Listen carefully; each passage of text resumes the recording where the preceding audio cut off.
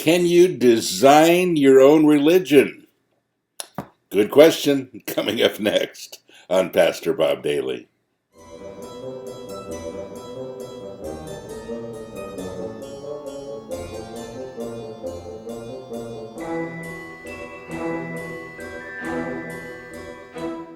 Got a great question. It says, can I be a Christian if I don't believe in the Trinity, but I do believe in the crucifixion, but I also believe most of the Quran? And you know, folks, I get questions like this all the time, and they're great questions because it shows that somebody is thinking, somebody's trying to put it all together, somebody's trying to make sense of it all.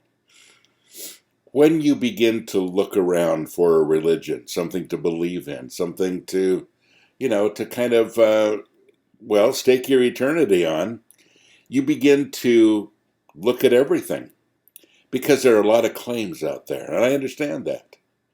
And so you really start with the process of designing a religion. What would it look like? What's the best of all of them, maybe, And I get that. I really do understand that. There's no criticism here. But as you look, you have to do one thing mostly, and that is look for truth, look for honesty, look for love. Now, it's kind of dangerous when you begin a sentence with, I believe in the kind of God that. In other words, you kind of make him up as you go along. It doesn't make him real, it just makes you opinionated. What you really have to do is look for truth, look for foundation, look for what works. I'm afraid that as people look around and they look at Christianity these days, they do see mostly religion. I wonder how many people really would say they have a relationship with Jesus Christ. Because, see, that's what it's all about. The difference between Christianity and everything else, basically, is a relationship with the God who made you. So there's a difference between religion and relationship, and I get that. But what about, I don't believe in the Trinity, but I do believe in this. I don't believe in that, but I do believe in this. First of all, if you say that you believe in the Quran, but and the crucifixion, but not so sure about the Trinity, what you're saying is, I believe that there's an historical event where Jesus was crucified, but it has to go past that. The difficulty is believing in the Quran and believing in the resurrected Jesus Christ at the same time.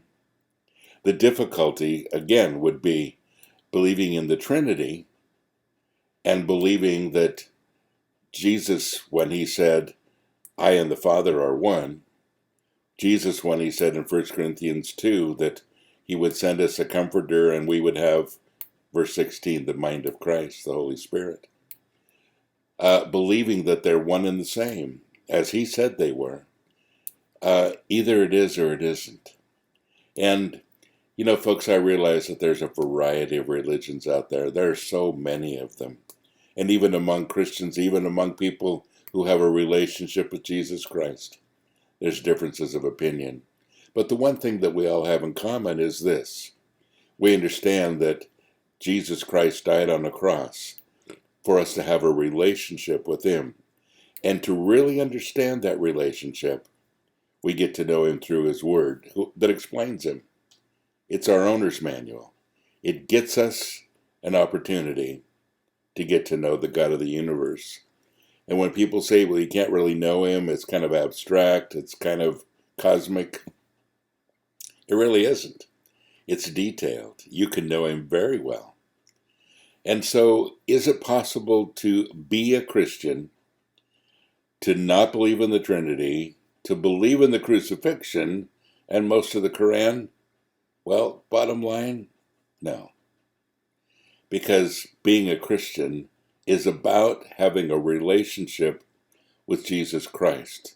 And when you establish that, well, those other things start to be a conflict. I hope that helps. God bless you. Have a great day.